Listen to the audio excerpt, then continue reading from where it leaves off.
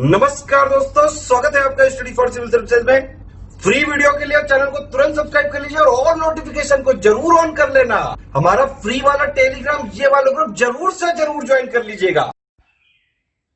दोस्तों, निबंध की जो श्रृंखला हमने आरंभ की थी उसमें लगातार हम विभिन्न विषयों पर चर्चा कर रहे हैं कि इन संभावित विषयों पर निबंध आ सकता है। और आज का हमारा मुद्दा है कोविड-19 और भारत की तैयारी। कोविड-19 ये किसी परिचय का मोहताज नहीं है। पूरी दुनिया को इसने अपने इशारों पर नचा रखा है। कहीं पर ऐसा लगता है कि ये चला गया है, मतलब इसके जो मामले हैं वो ठंडे पड़ गए हैं या समाप्त होने के कगार पे हैं।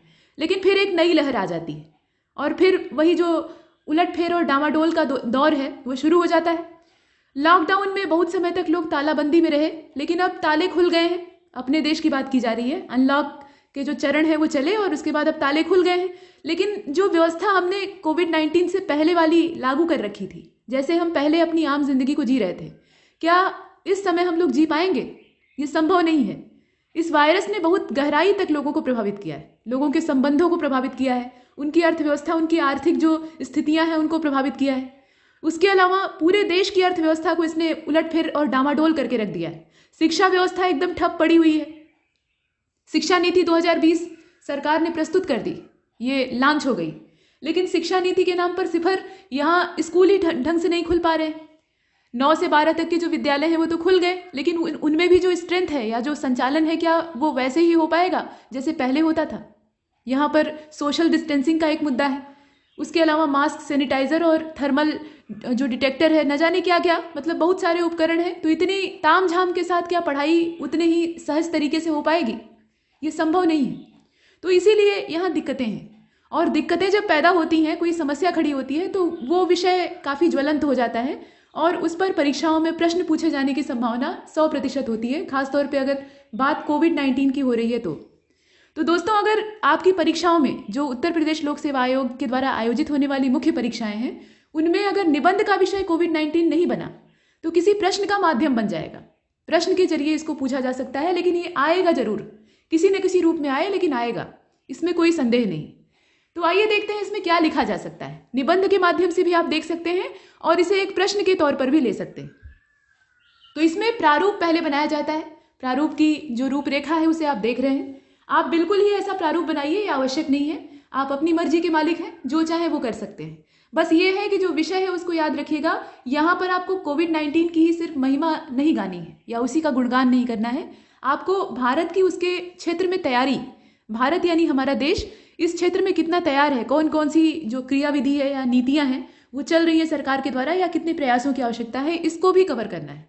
पूरे शीर्षक को आपको यहाँ देखना होगा और समग्र रूप से उसकी व्याख्या करनी होगी, तभी निबंध संपूर्ण माना जाएगा। तो आइए देखते हैं। इसमें सबसे पहले हम लिखेंगे कोविड-19 की पृष्ठभूमि। किसी भी वायरस का अगर नाम आता है तो यहाँ थोड़ा सा जो टेक्निकल वर्ड है वो जुड़ते हैं। तो यहाँ कोविड-19 इस शब्द का मतलब क्या है और ये आया कहाँ से है? तो ये बच्चा बच्चा जानता है कि ये कहाँ से आया है, और इसके लिए चीन पर बड़े संगीन आरोप लगते हैं। अब वो कितना गुनाहगार है इसका फैसला हमें नहीं करना है, लेकिन यहाँ हमें लिखना तो पड़ेगा कि ये कहाँ से आया। तो आपको यहाँ लिखने में कोई हर्ज नहीं है, आप लिख दीजिएगा चीन में जो वुहान वाला क्षेत्र था वहाँ से आया। तो उसका हम लोग डिटेल ब्यौरा देखेंगे। इसके अलावा कोविड-19 है क्या, यहाँ पर इस कोविड का मतलब क्या है, इसमें एक एक अक्षर जो है, मतलब जो अल्फाबेट आप देख रहे हैं COVID, तो हर अक्षर का अपना मतलब है। उसके अलावा जो 19 है ये 2019 का प्रतीक है, मतलब इस वायरस के आने का या फैलने का जो वर्ष था वो 2019 था। 2019 ने अपने जाते जाते यानी अंतिम दौर में इस वायरस को जन्म दिया और 2020 उसका परिणाम भोग रहा है। लोग आरोप 2020 के ऊपर लगाते हैं कि ये बड़ा बुरा वर्ष है, इसमें जितनी बुरी घटनाएं हैं वही घटित हो रही हैं, लेकिन असल में इसका जिम्मेदार कौन है? 2019 वो पैदा करके गया है, और पालने पोसने की जो जिम्मेदारी है वो 2020 के पास है। खैर, ये एक मुद्दा है। उसके अलावा आप ये प्रारूप में लिख सकते हैं कि चीन जो है, क्या वो वायरसों की फैक्ट्री है? जितने वायरस पैदा होते हैं अधिकतर देखे जाते हैं कि वो चीन से निकल रहे हैं। चीन के लोग ऑक्टोपस खाते हैं, चमगादड़ खाते हैं और न जाने क्या क्या खाते हैं। तो क्या इसका मतलब वो वायरस की फैक्ट्री बन चुका है? क्या ये सही है? और यहाँ पर आपको एक सकारात्मक दृष्टिकोण रखना होगा, यहाँ आपको भड़कने की आवश्यकता नहीं है। इसके बाद वायरस के प्रति भारत जो है वो कितना सुभेद्य है। यहाँ कुछ शब्दों में थोड़ा सा वर्तनी की अशुद्धि है। सुभेद्यता, सुभेद्यता का मतलब होता है कि आप आसान शिकार बन जाएं, आपकी जो इम्यूनिटी है वो कम है या आपकी जो प्रतिरोधकता है वो कम है और आप आराम से वायरस के शिकार बन सकते हैं। तो इस मामले में भारत कितना कमज़ोर है ये आपको बताना है। इसके अलावा लक्षण, कोई भी जब रोग आता है, वायरस आता है, वायरस से संक्रमण होता है और आप जानते हैं कि रोग के वाहक बहुत सी चीज़ें होती हैं, मतलब जीवाणु भी होते हैं, विषाणु भी होते हैं। तो यहाँ बैक्टीरिया जनित जितने भी रोग होते हैं या कवक जनित होते हैं, आपने सामान्य विज्ञान में पढ़ रखा होगा, प्रारंभिक परीक्षा में ये सब चीज़ें रटी जाती हैं कि कौन सी विषाणु जनित बीमारियां हैं, कौन सी जीवाणुओं द्वारा होने वाली हैं। तो जीवाणुओं द्वारा होने वाले रोग प्रायः, मतलब यहाँ मैक्सिमम की बात की जा रही है, कुछ उसमें से अपवाद हैं, वो कम घातक होते हैं। विषाणु जो होते हैं ये ज़्यादा जीवट होते हैं, इन्हें आसानी से हटाया नहीं जा सकता और विज्ञान में कुछ जो विचारक हैं उनका मानना है कि ये अमर होते हैं, बस इन्हें जीवित कोशिका की आवश्यकता होती है। मतलब ये किसी भी वातावरण में निष्क्रिय अवस्था में बहुत लंबे समय तक पड़े रह सकते हैं और जैसे ही किसी जीवित कोशिका के ये संपर्क में आते हैं वैसे ही ये पुनः सक्रिय हो जाते हैं और अपनी वंश वृद्धि करने लगते हैं। तो ये स्थितियाँ हैं। तो वायरस यहाँ ज़्यादा खतरनाक होते हैं तुलनात्मक रूप से बाकी जितने रोगवाहक चीज़ें हैं। तो वायरस के लक्षण, मतलब कोविड-19 का जो वायरस है उसके जो लक्षण हैं वो आपको लिखने पड़ेंगे कि जो सामान्य सिम्टम्स दिखाई देते हैं। वैसे कोरोना वायरस का कोई एक सिम्टम आज तक पकड़ा नहीं जा सका है। सामान्य सर्दी जुकाम वाले लक्षण ही दिखाई देते हैं और उसी में कोविड वाला टेस्ट होता है तो लोग पॉजिटिव आ जाते हैं। लेकिन बहुत से ऐसे भी हैं जो लक्षण विहीन हैं, उनके अंदर कोई सिम्टम्स दिख ही नहीं रहे, तो उनको कैसे पहचाना जाए, ये भी एक गंभीर समस्या है। तो ये वायरस जो है ये रंग बदलने वाला है, बिल्कुल गिरगिट की तरह है। ये अपनी प्रवृत्तियाँ, अपना जो ढांचा है उसको बदलता है। खैर, इसके बाद रोकथाम के उपाय आप क्या लिख सकते हैं, इसको रोकेंगे कैसे? तो यहाँ अभी तक कोई प्रामाणिक वैक्सीन जनता तक पहुँच नहीं पाई है, ये एक मानी हुई बात है। तो ऐसी स्थिति में बचाव ही इसका समाधान है। तो रोकथाम के लिए जितना हो सके उतना आप सावधानी बरतिए, बचाव रखिए, ये चीज़ें आप इसमें लिखेंगे।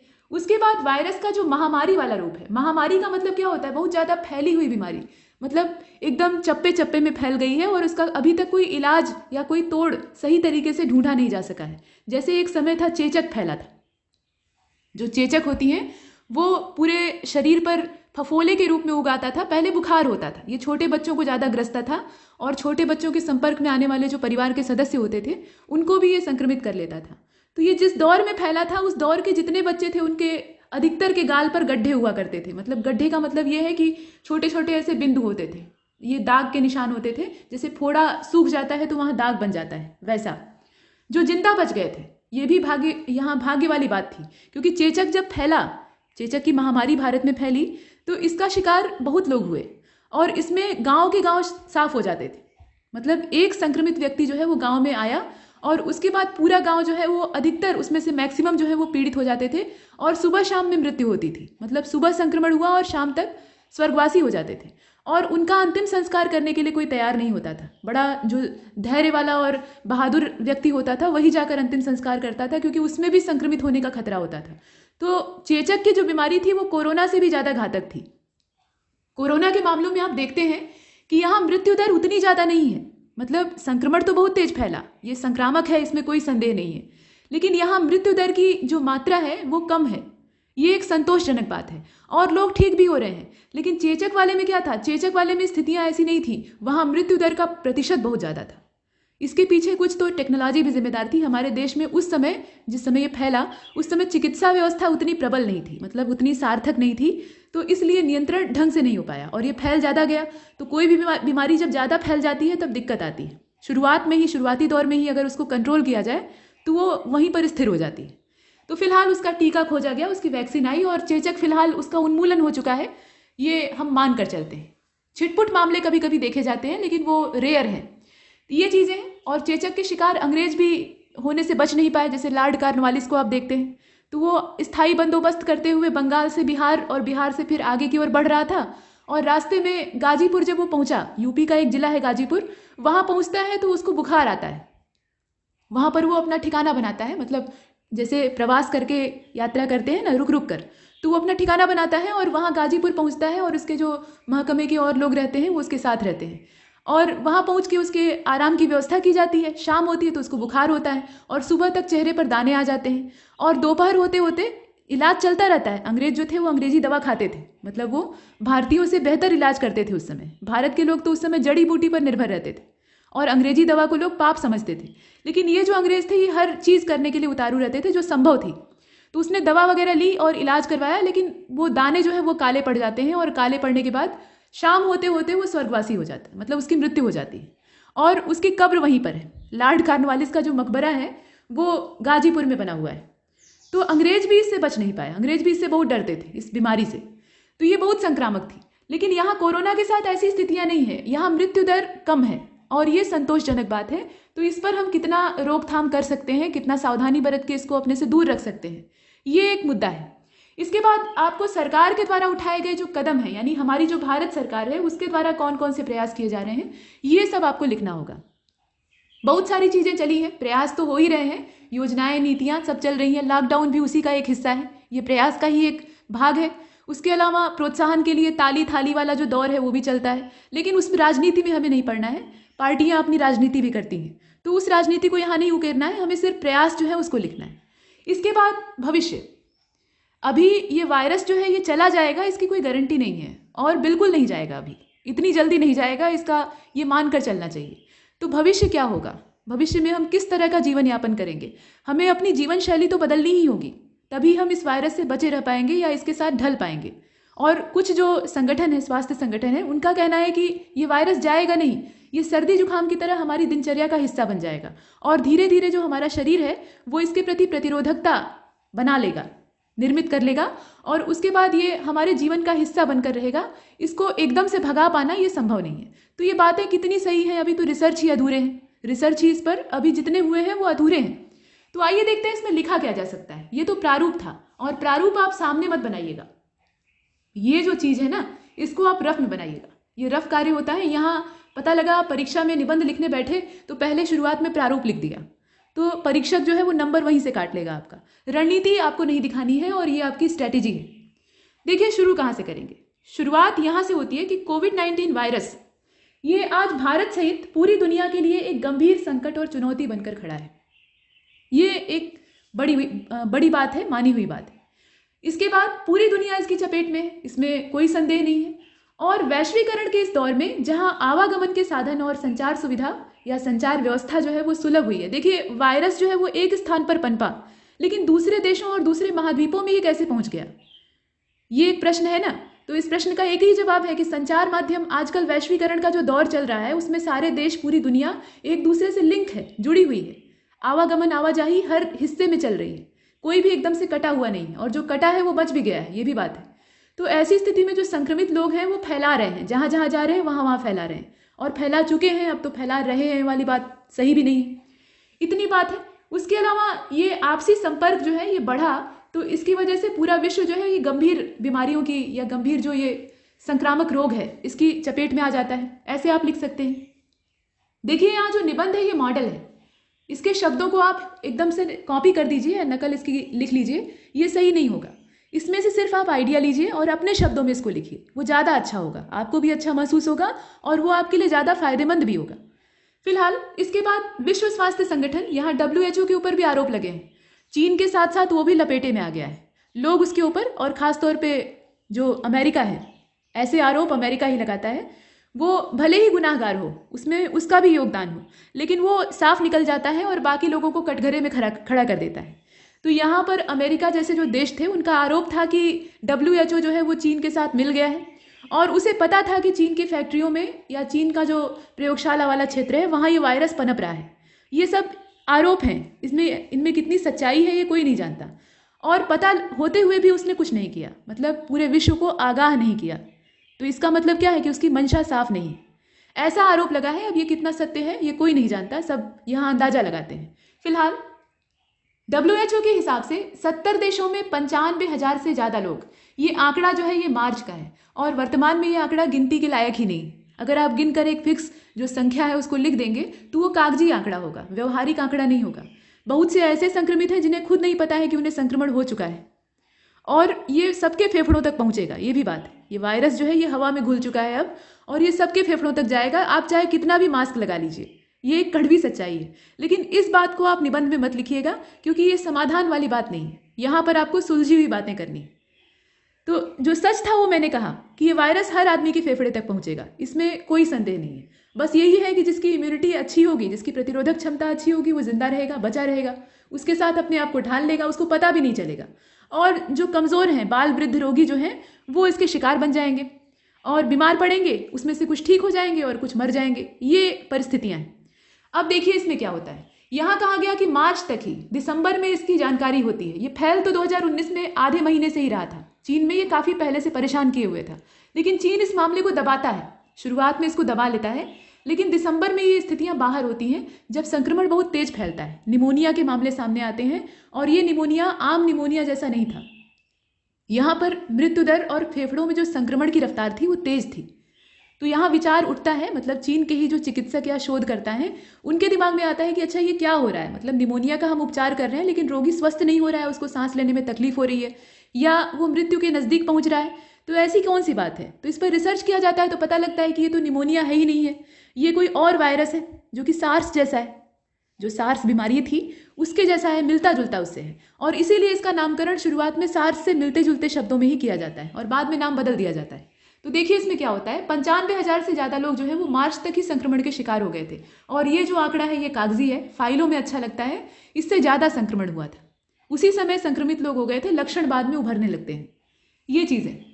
और वर्तमान समय में तो आंकड़ा भयावह है। तो यहाँ आपको एक नेक सलाह दी जाती है कि आंकड़े मत लिखिएगा, जो वर्तमान के आंकड़े हैं पहले वाले लिख दीजिएगा, उसमें कोई समस्या नहीं। वर्तमान का जो गिनती वाला आंकड़ा है ना उसको दर्ज नहीं करें तो बेहतर है, क्योंकि वो एक जैसा कभी नहीं होगा।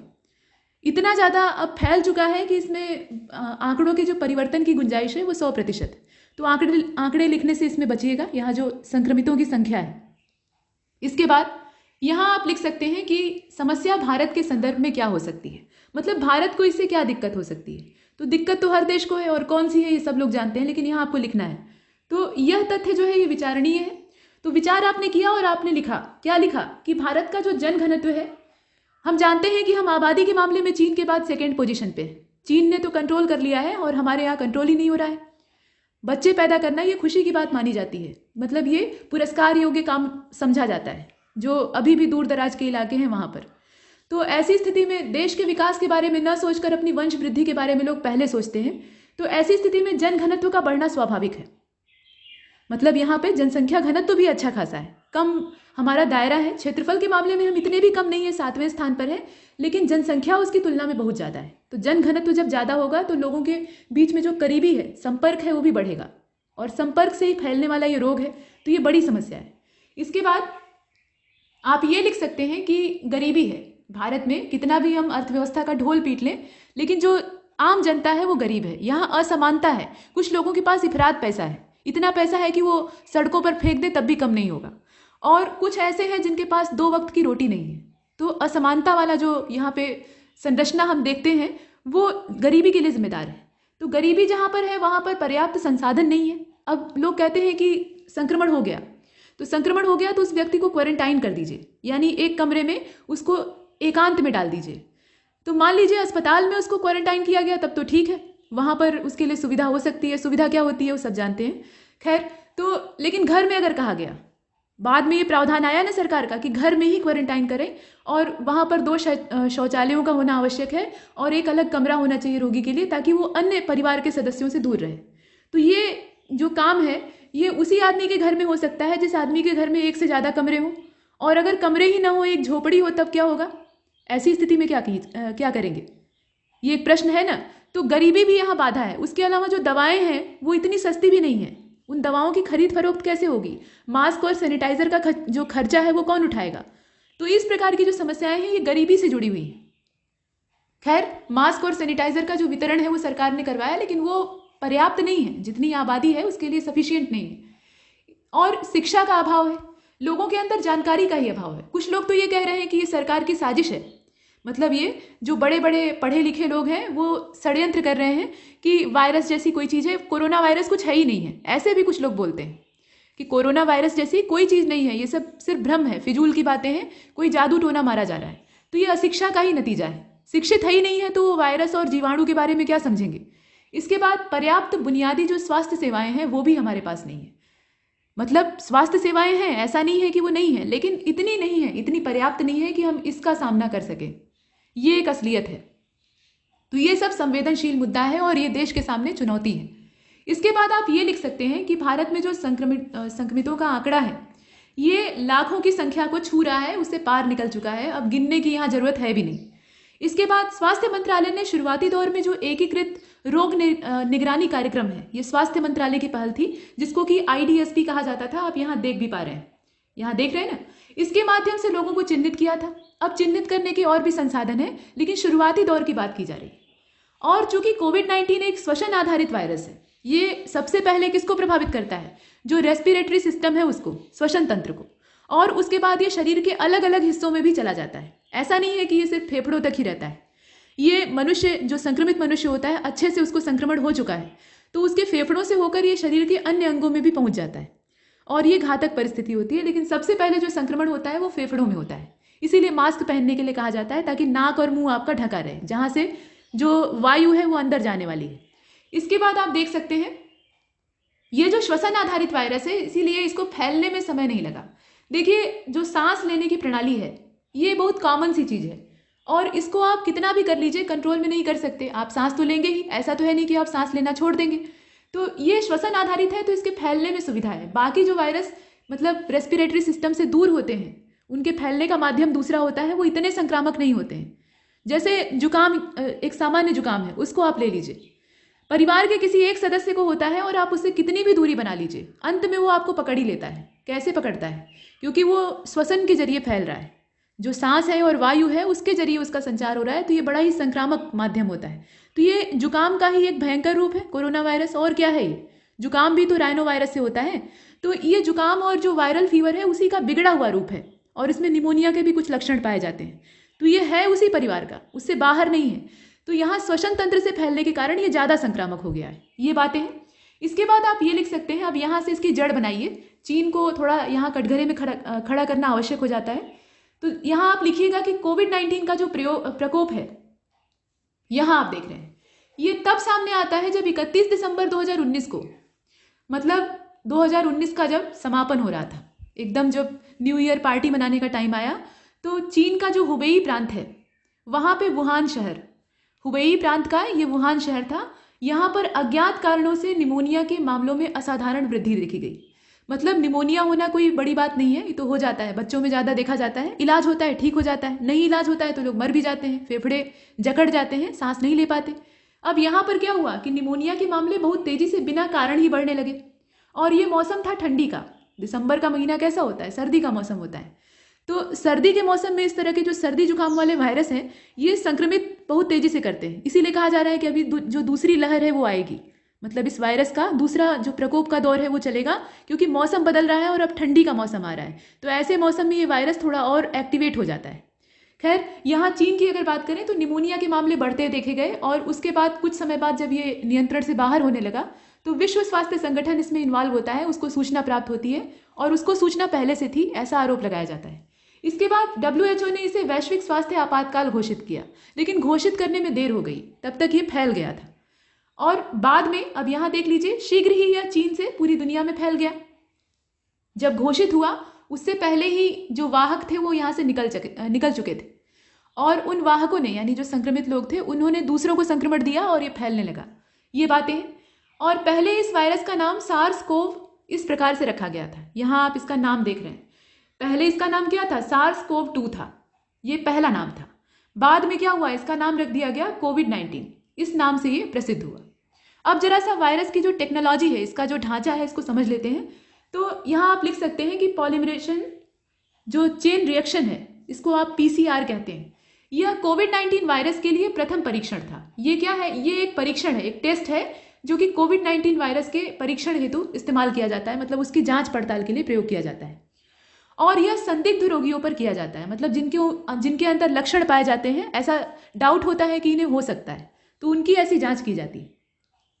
और अगर इस टेस्ट में जो नतीजे हैं वो पॉजिटिव आते हैं तो उसकी पुष्टि के लिए जो नमूना होता है, ये अपने देश की बात की जा रही है, नेशनल इंस्टीट्यूट ऑफ वायरोलॉजी, इसको NIV कहा जाता है, ये पुणे में है, वहाँ पर भेजा जाता है। और यह जो जीनोम अनुक्रम है उसके आधारित या उस पर आधारित एकमात्र सरकारी प्रयोगशाला है। तो आप समझ लीजिए कि कितनी सीमित हमारे पास सुविधाएं हैं। अब आइए कोविड-19 में जो अक्षर हैं, अल्फाबेट हैं, उनका मतलब समझ लेते हैं। तो यहाँ पर WHO ने इसकी पूरी व्याख्या की है। WHO के हिसाब से कोविड-19 में CO का मतलब क्या है? कोरोना। ये जो CO है इसका मतलब है कोरोना, और VI का मतलब है, इसमें कोविड पूरा शब्द है ना, तो जो VI है इसका मतलब क्या है? वायरस यानी विषाणु, और अंत में बचता है D, तो D का मतलब है डिजीज, डिजीज मतलब बीमारी। तो ये जो है इसका पूरा नाम है, और इसमें अंत में जो 19 हम लिखते हैं वो 2019 का प्रतीक है, यानी 2019 में ये बीमारी सबसे पहले चर्चा में आई या प्रकाश में आई। ये आप पूरा फुल फॉर्म अगर लिखते हैं तो ये प्रभावशाली होगा, और इसको आप यहाँ पे हाईलाइट कर सकते हैं या किसी और रंग की पेन से लिख सकते हैं। वैसे काला और नीला से ज़्यादा कोई और रंग इस्तेमाल नहीं करना चाहिए। इतना आपने लिखा। अब इसके बाद प्रश्न ये उठता है कि चीन क्या वायरस की सही में फैक्ट्री है?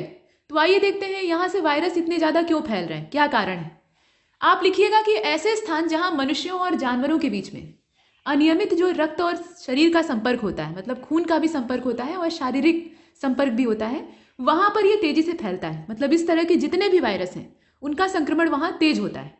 और चीन के जो पशु बाजार हैं, पशु मार्केट यहाँ की बहुत फेमस है, बहुत तरह के जीव जंतु बिकते हैं, समुद्री जानवरों से लेकर चौपाए पशु और बहुत विचित्र विचित्र विचित्र जो चीज़ें हैं वो यहाँ पर बेची जाती हैं और लोग खुशी से खाते हैं।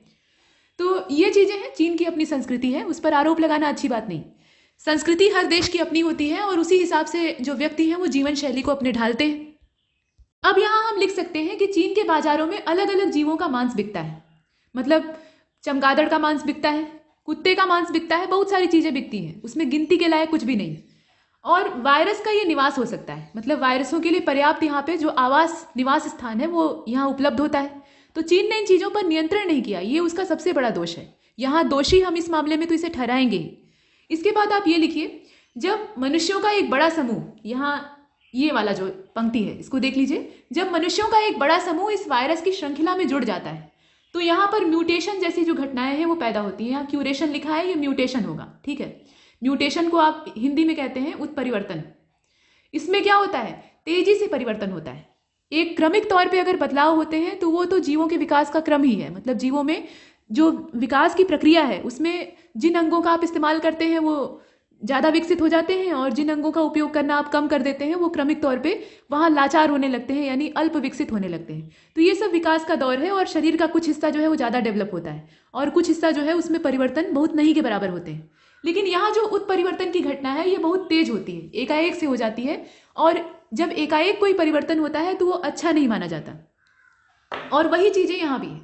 तो उत्परिवर्तन वाली स्थितियाँ यहाँ पैदा होती हैं और ये घातक है। तो ये वायरस क्या करते हैं? ये म्यूटेशन करते हैं, म्यूटेंट बनाते हैं, और ये अच्छी चीज़ नहीं है। ये मनुष्य को या किसी भी जीव को बीमार कर सकता है। इसके बाद दुनिया भर में लोगों के आवागमन के चलते भारत में वायरस का जो संचरण है वो सुग्राही हो जाता है। लोग अलग अलग जो चीज़ें हैं उन पर आरोप लगाते हैं कि इनकी वजह से फैला, इनकी वजह से फैला, लेकिन बहुत सारे इसके जरिए थे। और मूल रूप से जो संचार व्यवस्था थी हमारी, मतलब आवागमन था बाहर से आने वालों का, उसके जरिए ये फैलता है। सार्वजनिक परिवहन का प्रयोग ये बीमारी को बढ़ावा दे सकता था। मतलब जो पब्लिक ट्रांसपोर्ट है, अगर आप उसको चला देते, आपने देखा कि सब कुछ यहाँ बंद कर दिया गया था, तो अगर उसको चला दिया जाता तो ये और ज़्यादा बढ़ जाता। और इसलिए दुनिया के साथ साथ भारत के लोग भी लंबे समय तक तालों में बंद रहे। वही लॉकडाउन की जो यहाँ घटना थी वो होती है और लंबी चलती है, लोग इससे आज ही जा जाते हैं, ऊब जाते हैं। और शिक्षण संस्थान, प्रतिष्ठान, कारोबार, परिवहन, हर एक क्रियाकलाप थम सा गया। मतलब हर चीज़ यहाँ पर रुक गई। आदमी जो है वो घरों में पैक हो गया, जो पहले कभी नहीं हुआ था वो अब हो रहा है। हर चीज़ को यहाँ पर रोकना पड़ा, मजबूरन रोकना पड़ा, ये कोई खुशी खुशी नहीं रोका गया। और जब लॉकडाउन लग गया, मतलब दुनिया के अलग अलग हिस्सों में लगा और भारत में भी लग गया, तो यहाँ हम भारत के ही संदर्भ में चर्चा करेंगे। लॉकडाउन जब लग गया तो धीरे धीरे लोगों का जो संपर्क है वो आपस में कट जाता है। घरों से बाहर निकलने की इजाज़त नहीं थी, या निकल भी सकते थे तो एक सीमित दौर में, और जहाँ रेड जोन वगैरह थे वहाँ पे एकदम से पाबंदी थी, कर्फ्यू जैसी स्थिति थी। तो ये सब जो परिस्थितियाँ हैं, इससे संक्रमण का जो खतरा है वो कुछ हद तक कम होता है। ऐसा नहीं कि संक्रमण चला जाता है। और ऐसी स्थिति में फिर अनलॉक का दौर शुरू होता है। कब तक आखिर आप तालों में बंद करके रखेंगे?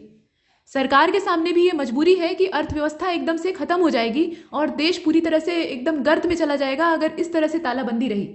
तो खोलना भी एक विवशता है। हमेशा मनुष्य जो है वो दरवाजों के अंदर पैक होकर नहीं रह सकता, वो अपना काम तो करेगा ही, क्योंकि कर्म ये अनिवार्य चीज़ है। तो इसलिए यहाँ पर खोलने का दौर शुरू हुआ। अनलॉक जो है वो 1 2 3 4 करके गिनती गिन कर शुरू हुआ और धीरे धीरे लोग घरों से बाहर आने लगे और गिरावट झेल रही अर्थव्यवस्था को फिर से संभालने का या संवारने का जो प्रयास है वो शुरू होता है। अर्थव्यवस्था ने पिछले कुछ महीनों में जो अनलॉक वाला और लॉकडाउन वाला दौर था उसमें बहुत घाटा उठाया। सारा जो प्रतिष्ठान और कारोबारी दौर था वो एकदम से रुक गया था, सारी फैक्ट्रियां थम गई थी। हालांकि जो प्रकृति थी वो बहुत ज़्यादा खुश हो गई थी इस मामले में, क्योंकि मनुष्य ने प्रकृति को बहुत ज़्यादा परेशान किया था, तो प्रकृति अपना बदला ले रही थी, ऐसा लोग कह रहे थे। नदियों का पानी साफ हो गया, हिमालय के जो पर्वत शिखर थे वो दूर दराज के शहरों से भी दिखाई देने लगे, आसमान की जो हवा थी वो इतनी साफ हो गई कि आसमान एकदम बढ़िया खुशनुमा दिखाई देने लगा। तो बहुत सारी चीज़ें, तालाबों में मछलियाँ और नदियों में मछलियों की नई नई जो प्रजातियाँ हैं वो देखी गई, जीव जंतु खुश हो गए। लेकिन मनुष्य जो कि यहाँ विकास के लिए उत्तरदायी है, ये डेवलपमेंट किए हुए हैं, तो उसका पूरा विकास का ढांचा ही गड़बड़ हो गया और इसके चलते फिर अनलॉक वाला सिस्टम शुरू होता है। तो कुल मिलाकर अर्थव्यवस्था को फिर से संवारने का जो प्रयास है वो यहाँ पर प्रारंभ होता है। अब देख लीजिए, जब प्रयास प्रारंभ होता है तो ऐसा नहीं कि एकदम से ताला खोलकर आपको बाहर निकाल दिया गया कि अब टहलो, कोई दिक्कत नहीं है। यहाँ कुछ पाबंदियों और कुछ निर्देशों के साथ ये शुरू होता है। तो आप लिखिएगा कि भारत में मास्क, सैनिटाइजर और 2 गज के फासले वाले जो कायदे हैं उनको बनाकर शिक्षण संस्थान, अब देखिए स्कूलों के सामने तो और दिक्कत थी। स्कूल जो थे वो भारत में मार्च के बाद से बंद होते हैं और बहुत से स्कूलों में या अधिकतर स्कूलों में परीक्षाएं ही नहीं हो पाती हैं और स्कूलों के साथ साथ जो उच्च शिक्षण संस्थान है वो भी इस बेकारी का शिकार हो जाते हैं। कितना ज़्यादा पढ़ाई का नुकसान होता है ये कोई नहीं कह सकता। ऑनलाइन शिक्षा एक पद्धति होती है तो उसके माध्यम से बच्चे इससे जुड़ते तो हैं, लेकिन जो कक्षा वाला वातावरण है वो उन्हें कहाँ से मिलेगा, या जो एक रेगुलर पढ़ाई हो पाती थी उसमें बाधा पहुँचती है। तो शिक्षा का या शिक्षा के क्षेत्र में बहुत अच्छी खासी यहाँ पे जो हानि है वो उठानी पड़ती है। तो शिक्षण संस्थानों को भी अब धीरे धीरे यहाँ पर जो मास्क, सैनिटाइजर और थर्मल डिटेक्टिंग वाला तरीका है उसके बाद, मतलब इन सावधानियों के बाद खोलने का प्रयास शुरू हो रहा है। और देख लीजिए यहाँ पर जो शिक्षण कार्य है वो अधूरा ही है। मतलब ऐसा नहीं कि बहुत आप जो फुल स्कूल टाइम था 5 से 6 घंटे या 7 घंटे जो स्कूल में बच्चे बिताते थे, क्या अब वो उतना बिता रहे हैं? ऐसा नहीं है। सीमित घंटों तक जो 2-3 घंटे या 4 घंटे की पढ़ाई है वही हो पा रही है। तो ये स्थितियां हैं। इसके अलावा महामारी का जो भयंकर रूप है उसको देखते हुए तय समय पर, अब यहाँ यूपीएससी का जिक्र कर दीजिएगा, क्योंकि यूपीएससी जो है वो अपने निर्णयों पर अटल रहने के लिए प्रसिद्ध है। ये परीक्षा टालता नहीं है, लोगों को इसके रास्ते से हटना पड़ता है, ये अपना रास्ता नहीं बदलता। लेकिन इस बीमारी ने इस संस्था को भी हिला दिया, और हिलाया तो ऐसा हिलाया कि फिर परीक्षा टालनी पड़ी। तो उसी के बारे में लिखना है। ये एक उदाहरण है, ज्वलंत उदाहरण है, और आप उसी क्षेत्र में यहाँ प्रयास कर रहे हैं तो इसको आप लिख सकते हैं। तो यहाँ आप लिख दीजिएगा कि तय समय पर परीक्षा कराने के लिए जो प्रतिबद्ध यूपीएससी है यानी संघ लोक सेवा आयोग है, वह भी यहाँ नतमस्तक हो जाता है। और सिविल सेवा परीक्षा 2020 सहित जो अन्य परीक्षा का कैलेंडर वाला पूरा सिस्टम था वो यहाँ पे बदलना पड़ता है, मजबूरन बदलना पड़ता है। बहुत कष्ट उठाकर यूपीएससी ने बदला था यहाँ उसे तकलीफ हुई थी बहुत ज़्यादा, और इसीलिए जब 4 अक्टूबर वाली परीक्षा को टालने के लिए कुछ अभ्यर्थियों ने यहाँ अपील की थी तो यहाँ यूपीएससी बिल्कुल नहीं सुनता है, बहरा हो जाता है। तो ये स्थितियां हैं। खैर वो जायज़ था या नाजायज़ उस पर चर्चा नहीं होगी। आपको ये लिखना चाहिए कि ये एक परीक्षा टालने वाली संस्था है नहीं, लेकिन यह भी मजबूर हो जाती है। तो इससे आप परिस्थितियों का जो बिगड़ने का अनुमान है वो लगा सकते हैं। इसके बाद अब क्या हुआ, यहाँ पर अनलॉक के बाद भारत की जनता अपने पुराने कार्यकलाप में लौट रही है। अब धीरे धीरे लोग अपने काम धंधे की ओर वापस आ रहे हैं, क्योंकि आजीविका बड़ी टेढ़ी चीज़ होती है। आप अपनी जान बचाकर घर के अंदर कुछ समय तक रह सकते हैं, लेकिन जब भूख लगेगी तो जान जो है वो जोखिम में पड़ जाएगी, क्योंकि जिंदा रहने के लिए सबसे अनिवार्य आवश्यकता तो पहले भोजन है। वायरस तो बाद में मारेगा, भूख पहले मार देगी, ये अधिकतर लोग कह रहे थे, और ये सही बात है। जो रोज कमाने खाने वाले लोग हैं उनके सामने तो और विकट समस्या थी। उनका पूरा धंधा ही ठप पड़ गया था, और पुलिस को यहाँ मनमानियाँ करने का एक मौका मिल गया था। यहाँ मानवाधिकारों के हनन वाली जो घटना है वो भी देखी जाती है। मतलब प्रतिबंध जितना लगाना चाहिए उतना ही पुलिस ने नहीं लगाया, बल्कि मारने पीटने का काम किया। और जो यहाँ पे फुटपाथ पे अपना सामान बेचने वाले दुकानदार थे या रोजमर्रा के काम करने वाले लोग थे, वो इस हिंसा के शिकार बन जाते हैं। तो ये सब बातें हैं। खैर, इसके बाद आप ये भी लिख सकते हैं कि यहाँ स्वच्छता के प्रति जागरूकता का अभाव है। मतलब लोग अपना काम धंधा शुरू कर रहे हैं तो करें, कोई समस्या नहीं है, वो करना भी चाहिए। यहाँ पर जीविकोपार्जन के लिए वो अनिवार्य है, लेकिन जागरूकता का लोगों में अभाव है।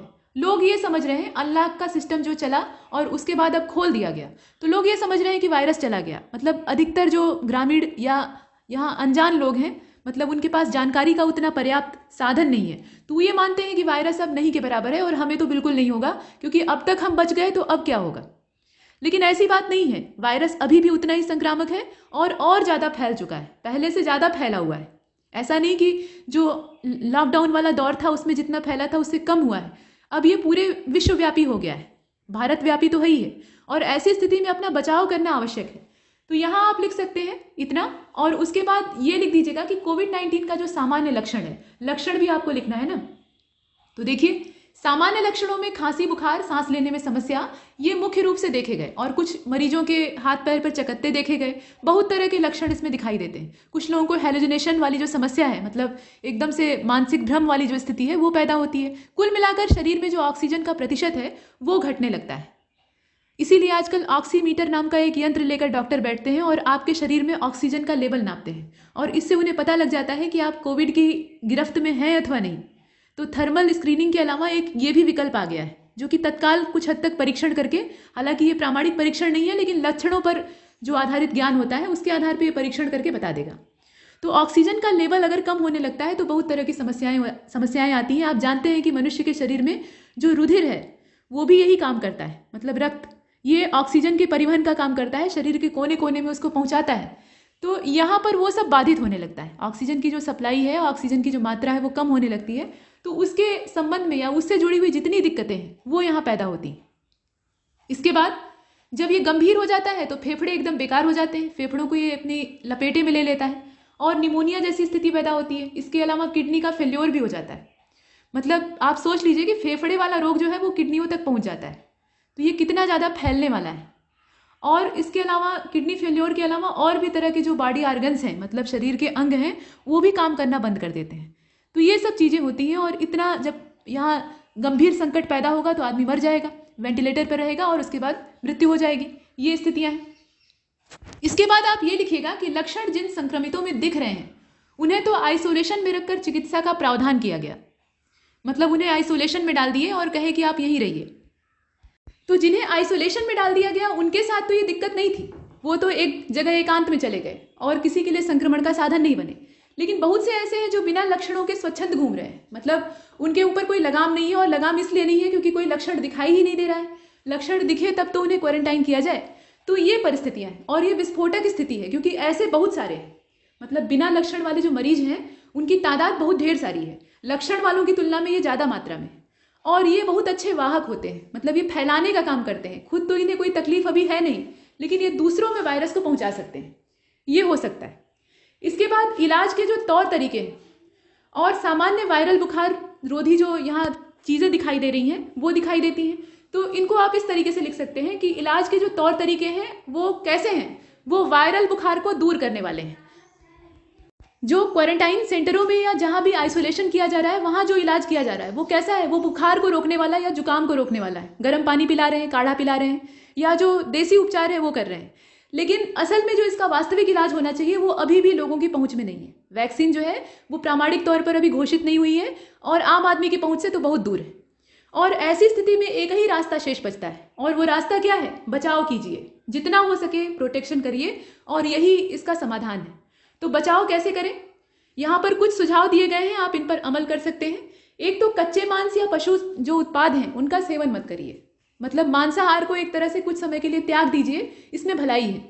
इसके अलावा बुखार, खांसी और श्वसन तंत्र की जो समस्या है, अगर ये थोड़ी भी होती है तो चिकित्सक से संपर्क करिए। देखिए कुछ लोग जो है वो डरते हैं कि चिकित्सक के पास जाएंगे और मान लीजिए अगर कोविड वाला जो टेस्ट है वो पॉजिटिव आ गया तो उसके बाद पकड़कर क्वारंटाइन कर देंगे, एकांत में डाल देंगे, पकड़ कर ले जाएंगे। ऐसा लोगों के मन में डर था, लेकिन ये जरूरी है। तो इसलिए जरा भी समस्या होने पर चिकित्सक के साथ संपर्क करना चाहिए। और उसके बाद संक्रमित व्यक्ति जो है, अगर आपको लग रहा है कि वो संक्रमित है या घोषित तौर पर संक्रमित है, तब तो उससे बहुत दूर रहिए, दूरी बनाकर रखिए, अपनी सुरक्षा करिए। और अगर खुद संक्रमित हो गए हैं या आपको ऐसे लक्षण अनुभव हो रहे हैं तो आप एकांत में चले जाइए। ये आपकी भी जिम्मेदारी है, ये नैतिक दायित्व है, ताकि आप दूसरों के लिए खतरा ना बने। इसके अलावा खांसते छींकते समय, चाहे आप सामान्य जुकाम के ही पेशेंट क्यों न हो, खांसते छींकते समय मुंह को ढकें। तो ये तो सामान्य शिष्टाचार का भी नियम है। आपको छींक आ रही है तो आप किसी के मुंह पर नहीं छींकेंगे, उसके लिए आपको रुमाल चाहिए होगी या अपने हाथ से ही ढक लेंगे। लेकिन खुले में जो छींकना होता है वो अशिष्ट बर्ताव होता है, तो इसको आप कर सकते हैं। इसके अलावा मास्क, सैनिटाइजर और 2 गज का जो फासला है, ये नियम जो है इसको पालन कीजिए। मतलब जहाँ भी सार्वजनिक स्थान है या जहाँ भीड़ है वहाँ पर इतनी दूरी बनाकर रखिए और अपने साथ सैनिटाइजर और मास्क ये रख कर चलिए। आज के समय में क्या हो रहा है, मास्क लोग लगा रहे हैं और जब घुटन थोड़ी होने लग रही है, हालांकि उसमें जो रेस्पिरेटरी सिस्टम है वो बना होता है, उसमें रेस्पिरेटर होता है, लेकिन मास्क लोग लगा रहे हैं और उसके बाद जब सामान्य जो भीड़ वाला क्षेत्र है उससे हट जा रहे हैं तो उसको मास्क को ठोडियों पर लगा ले रहे हैं। मतलब नाक और मुंह से हटाकर जो ठोडी होती है वहाँ पर चढ़ा ले रहे हैं और कह रहे हैं कि मैंने मास्क लगाया था। तो ये क्या फ़ायदा है इसका? ये स्थितियाँ हैं। इसके बाद बच्चे और बुजुर्ग जो है इनकी सुरक्षा का ध्यान रखिए, क्योंकि ये आसान शिकार होते हैं, इनकी इम्यूनिटी उतनी अच्छी नहीं होती है और ये झेल नहीं पाएंगे। संक्रमण ही नहीं हुआ तो ये ठीक नहीं हो पाएंगे आराम से। इसके अलावा जो व्यस्त इलाके हैं, भीड़ भाड़ वाले क्षेत्र हैं, उनसे दूर रहिए, उनसे जितना हो सके उतना दूर रहिए, ये आपके लिए फ़ायदेमंद है। और बाहर से आने के बाद कपड़ों सहित खुद को स्वच्छ करिए, ये एक तरीका है। और आप ये भी लिख सकते हैं कि बाहर से आने के बाद जो कपड़े सहित पूरी अपनी सफाई है वो भी करिए। मतलब बाहर से जितने भी आप पहनकर बाहरी कपड़े आ रहे हैं उनको उतार कर धोइए और खुद भी नहा लीजिए, तो ये सुरक्षा का साधन हो सकता है। इसके अलावा आसपास की आम जनता को भी जागरूक करिए, अपने साथ साथ लोगों को भी जागरूक बनाइए, उन्हें बताइए कि ये कितना खतरनाक है और इससे बचने के लिए हमें क्या क्या करना चाहिए, क्योंकि बचाव ही यहाँ एकमात्र समाधान है। इसके अलावा आप ये भी लिख सकते हैं कि वायरस जो कोविड-19 है ये महामारी का रूप ले चुका है और ये उन लोगों को शिकार बनाता है जिनका प्रतिरक्षा तंत्र कमजोर है। ऐसा नहीं है कि जितने संक्रमित लोग यहाँ दिखाई दे रहे हैं सब मर जाएंगे, सबकी मृत्यु हो जाएगी, लेकिन मृत्यु उनकी अधिकतर हो रही है जो शारीरिक रूप से कमजोर हैं, जिनके शरीर में झेलने की ताकत नहीं है। और ऐसे कौन हैं? ऐसे वही हैं जो बाल, वृद्ध या रोगी हैं। इसके बाद आप ये लिख सकते हैं कि निश्चित इलाज और वैक्सीन के अभाव में भारत सरकार के द्वारा जो प्रयास हो सकते हैं वो क्या हो सकते हैं। बड़ी आपदाओं, यहाँ पे बड़ी आपदाओं में कोविड-19 भी उसी का एक भाग है। इनसे बचने और निपटने के लिए नेशनल क्राइसिस मैनेजमेंट कमेटी यानी NCMC के जरिए जो समन्वयन है वो दिखाई देता है। इसके अलावा वेब पोर्टल की स्थापना जिसमें कि दिशा निर्देश, कार्य योजना आदि शामिल हो, वो इसका हिस्सा बन सकते हैं। और अत्याधुनिक उपकरणों वाली जो प्रयोगशालाएं हैं वो इसका हिस्सा बन सकती हैं। और आइसोलेशन बोर्ड की जो मूलभूत आवश्यकताएं हैं उनको ध्यान में रखना, ये सरकार के कार्य हैं। इसके अलावा ट्रैवल एडवाइजरी, तो ये सब सरकार ने काफ़ी हद तक किया भी है और इसमें और प्रयास किए जाने बाकी है। तो जितने भी भारत सरकार के द्वारा किए गए प्रयास हैं, चाहे वो छोटे ही क्यों न हो, उसको आप इस पैराग्राफ में समाहित कर सकते हैं। इसके बाद आपको उपसंहार करना है। तो उपसंहार में देखिए, कितनी भी नेगेटिव चीज़ रहे, कितना भी नकारात्मक रहे, आपको अंत सकारात्मक करना होगा, क्योंकि यहाँ पर आपको सुलझी हुई बात करनी है। तो आप लिखिएगा कि वायरस भारत में भली भांति प्रवेश कर चुका है और अब संक्रमण से बचाव करने का उत्तरदायित्व सिर्फ सरकार का नहीं है बल्कि नागरिकों का भी है। और अपने तौर तरीके बदलकर, स्वच्छता अपनाकर इससे बचा जा सकता है। और सरकार के क्रियाकलापों के साथ तालमेल बैठाना, अब यही जो उपाय है ये कोविड से हमारी सुरक्षा करेगा। और जागरूकता तो सबसे सटीक समाधान है, इससे अच्छा कोई विकल्प है ही नहीं है। तो इतना इसमें हमने लिखा। ये सिर्फ एक मॉडल निबंध था, इसको आप ऐसा ही उतार दीजिए, बिल्कुल आवश्यक नहीं है। आप अपने मौलिक शब्दों में लिखिएगा, जितनी अधिक जो लेटेस्ट जानकारियां हैं, नवीनतम जानकारियां हैं, उसको इसमें डालिए, ये और बेहतर होगा। तो इसमें इतना ही, और तब तक के लिए नमस्कार।